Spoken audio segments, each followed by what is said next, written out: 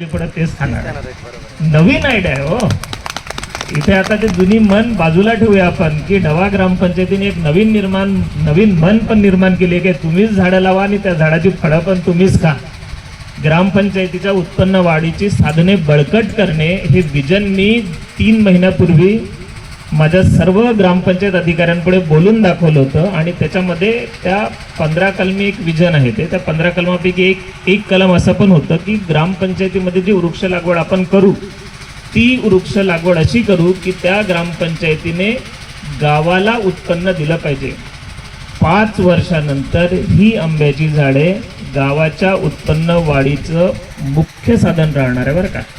तुमचा कर तुम्ही जेवढा गोळा करता ना त्याच्यापेक्षा जास्त उत्पन्न ह्यांच्या लिलावामधनं आणि तुम्ही जर स्वतः विकतो म्हटलं ग्रामपंचायतीने ठेकेदारासारखं तर याच्यामधनं होणार आहे.